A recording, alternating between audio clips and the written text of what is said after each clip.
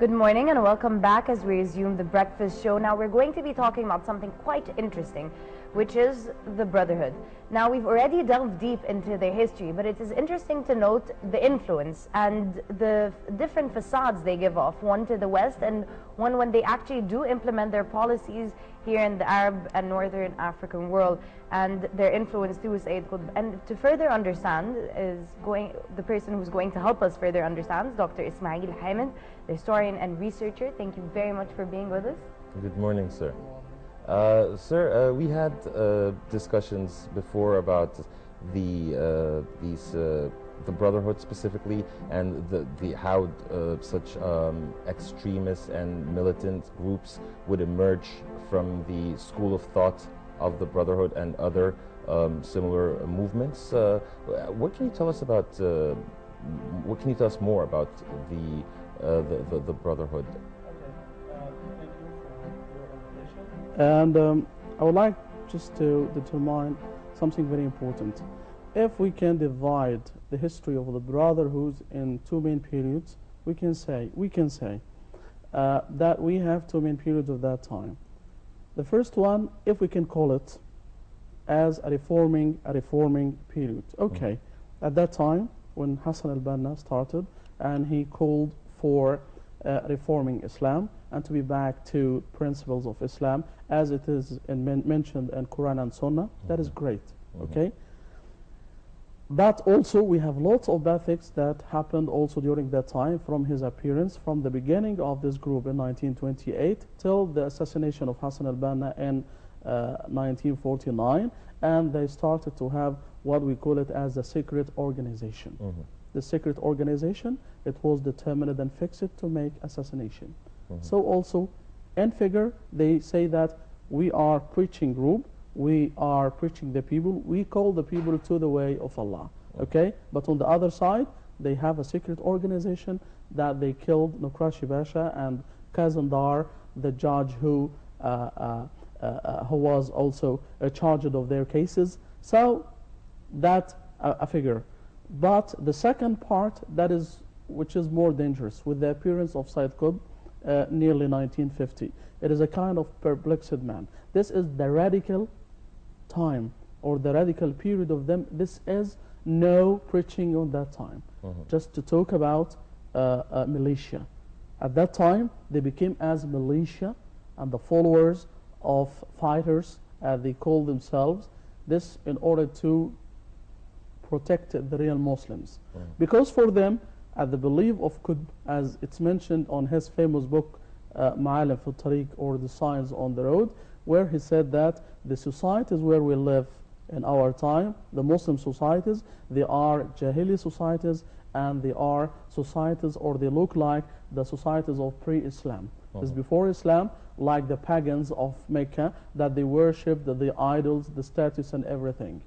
Even that, the people that they have the Islamic names, or they practice even the fara'id, and they pray, they fast, they do all this, but it's not enough. They are disbelievers. So that is very dangerous period of their time. They became with their ugly face, that they consider the whole Muslims that they are disbelievers. So we should fight these people.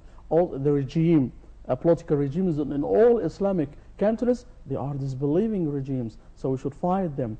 And of their principles of that time, that it is prior to them to fight the near enemies better than the far enemies. What is the meaning of this for them? Near enemies, it means that we should fight the regimes better than to fight Israel, that represent the enemies of all Muslims from the beginning of the history. Imagine that. So we started to have a very dangerous period of their time with their ugly face, and they started to have lots of radical ideas or satanic ideas, if we can say that. How come there's such a juxtaposition between the Brotherhood we see here and the Brotherhood that is advertised in the Western world, where they are advocated to be helpers of women's rights, of minorities? Is it strong PR? What is it exactly? How come they are so well able to sort of give off this face over there in the West, and rather we see something completely different over here? Yeah, surely that they would like to commercialize of themselves with the Westerns, okay? So to show them that we are democratic, we don't believe in violence, we are very moderate Muslims. Yes, this is an image that they would like to export that to the West to win them on their side. Yeah, there's something very clear for anyone that is witnessing their image, okay? But also they cannot deceive us. We understand this point of view and their radical and ugly visions of the life of the people. Just for them, they commercialize with the religion. People that make a religion with, as a commerce or as a trade. These people, they don't understand that Islam was spreading all over the world, even to the far African countries, to the south of Africa, to the south of Asia, to Malaysia, to Indonesia, to all these, just by the treatment of the Muslims, just by the tradesmen, Muslim tradesmen, just by the honesty of the Muslim, by the smile of the Muslim. This is a way, not to use the violence, not to use or to kill the people by justifying this, that would like to spread Sharia, to practice Sharia of Allah. Surely that we cannot gather between the tolerance of Islam, the respect of Islam with the other people. On the other side, we have the violence and to kill the people because they are disbelievers. As a historian and an expert in the Islamic movements, you're saying that they're giving themselves an excuse to use violence in order to implement Islamic jurisprudence or Islamic Sharia. Throughout the history, were they successful or were their tactics successful in order to spread Islamic jurisprudence? Look, this group, I can compare it with the Khawarij. The Khawarij, when they started, even after the death of Prophet Muhammad, few years, and they get out of the army of Sayyidina Ali, and they say that he is a disbeliever. Imagine what kind of people. They are crazy. Sayyidina Ali, radiallahu anh, and he was the fourth caliph, he was the cousin of Prophet Muhammad, he was one of the great companions, a man with great graces.